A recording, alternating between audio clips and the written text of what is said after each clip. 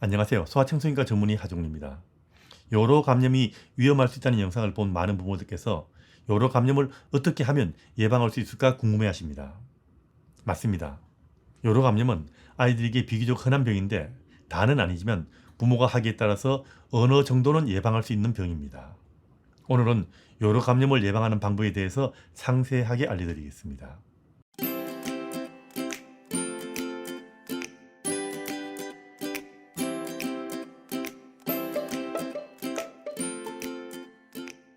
아이들의 요로감염의 대부분은 소변이 나오는 곳을 통해서 거꾸로 세균이 타고 올라가서 요로감염에 걸리는 겁니다. 그렇기 때문에 방광에서 소변이 나오는 곳까지의 길이가 남아보다 여하가 짧기 때문에 요로감염의 여하가 더 잘 걸리는 겁니다. 요로감염을 예방하는 방법의 대부분은 이걸 기준으로 이야기하는 겁니다. 물론 돌전의 아기들은 좀 다른 면도 있고요. 돌전에는 여아들보다 남아들이 더 잘 걸리긴 하지만 주의사항은 마찬가지라고 보시면 됩니다. 그럼 본론으로 들어갑니다. 요로감염을 예방하려면 어떻게 해야 될까요? 이건 어린 아기들부터 큰 아이들까지 남아 여아 다 해당되는 이야기입니다. 첫 번째는 여아의 경우 대변을 본 후에 닦아줄 때 반드시 앞에서 뒤쪽으로 닦아주는 것이 중요합니다. 대개 요로감염은 피부에 있는 세균이 소변기를 타고 들어가서 생기는데 대변을 본 후 뒤에서 앞으로 닦아주게 되면 대변의 세균이 더 잘 소변기로 들어갈 수 있기 때문에 반드시 앞에서 뒤로 닦아줘야 합니다. 큰아이들도 혼자서 배변 후에 처리할 수 있을 때는 반드시 앞에서 뒤로 닦게 가르쳐 줘야 합니다. 두 번째, 물을 많이 먹이세요. 평소에 물을 많이 먹여서 소변을 자주 보게 하면 방광을 자주 씻어낼 수가 있습니다. 소변을 자주 그리고 많이 봐서 간신히 자리 잡은 세균이 요로에서 다 씻겨서 떠내려갈 수 있게 해야 됩니다. 그럼 요로 감염이 좀 적게 발생할 수 있습니다. 소변의 색깔이 노랗고 횟수가 적다면 물을 좀 더 많이 먹게 노력하셔야 됩니다. 세 번째, 소변 마려우면 참지 말고 바로 누게 하십시오. 소변이 오래 머물수록 요로 감염 위험성은 높아지게 됩니다. 급한 일이 있더라도 아이가 소변을 보고 싶어 하면 가능하면 바로 소변을 보게 해주는 것이 좋습니다. 차를 타고 가다가도 아이가 소변을 보고 싶어 하면 차를 세우고 이동식 변기를 사용하거나 아니면 근처의 다른 곳을 이용하여 아이가 소변을 참지 않게 해주는 것이 좋습니다. 네 번째, 소변을 볼 때는 가능하면 방광을 완전히 비우게 하는 것이 좋습니다. 완전히 비우는 것도 일종의 습관인데 충분히 소변을 보기 위해서 방광을 완전히 비우는 것을 가르치는 것이 좋습니다. 특히 아이들은 재밌는 것을 하는 도중에 소변이 마려울 때는 소변을 대충 누는 경우도 있는데 소변은 한 번 볼 때 완전히 본다는 것을 평소에 가르치는 것이 중요합니다. 다섯 번째, 향이나 첨가제가 많은 비누는 피하는 것이 좋습니다. 그리고 욕조에 거품 나는 비누를 풀어서 아이를 목욕시키는 것은 피하시고요. 욕조에 담그어서 하는 목욕보다는 샤워를 하는 것이 좀 더 낫습니다. 엉덩이를 깨끗하게 하겠다고 하루에도 몇 번씩 비누로 아래를 닦아주는 것도 곤란합니다. 요도에 자극이 될 수도 있고요. 우리 몸을 보호하는 좋은 세균들까지 다 없애어서 요로감염이 더 잘 생길 수도 있습니다. 여섯 번째, 너무 꽉 끼는 옷은 좋지 않습니다. 팬티도 면으로 된 헐렁한 것을 입히시고요.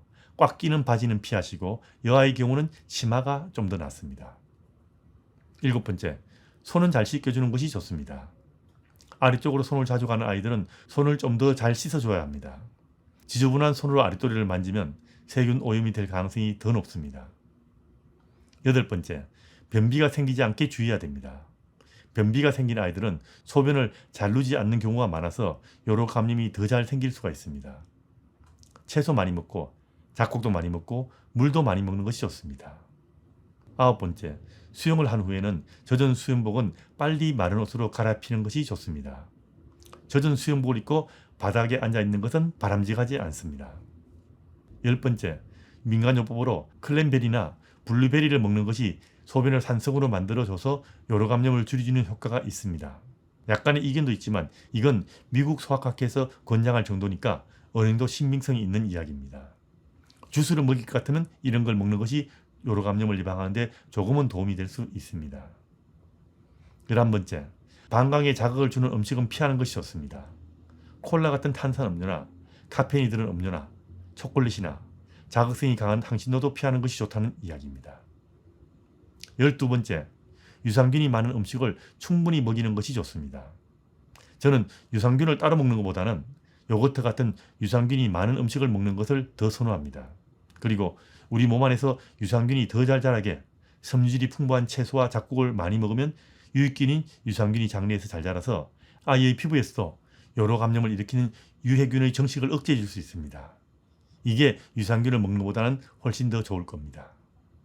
13번째, 여러 감염이 자주 반복되거나 간혹 방광이나 소변길에 문제가 있어서 여러 감염이 생기기도 하는데 이런 경우는 소아과 의사가 예방약을 처방해 주는 경우도 있습니다.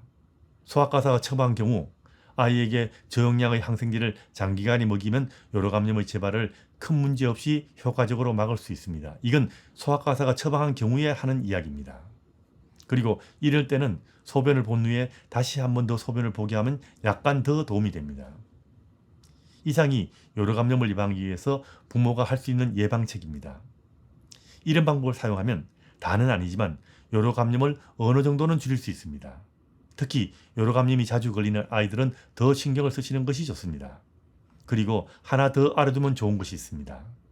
여러 감염은 부모가 이런 거 잘못해서 걸리는 병이 아니기 때문에 아이가 여러 감염에 자꾸 걸린다고 부모가 죄책감 가질 필요는 전혀 없습니다.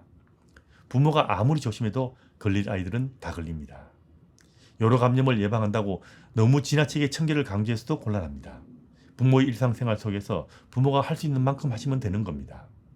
그리고 여러 감염이 의심되면 바로 소아과 의사의 진료를 받고 빨리 치료하는 것이 훨씬 더 중요합니다. 이걸 잊어서는 안 됩니다. 그래서 다음 영상은 여러 감염을 의심하고 소아과 의사의 진료를 받아야 하는 경우에 대해서 상세하게 말씀을 드리겠습니다.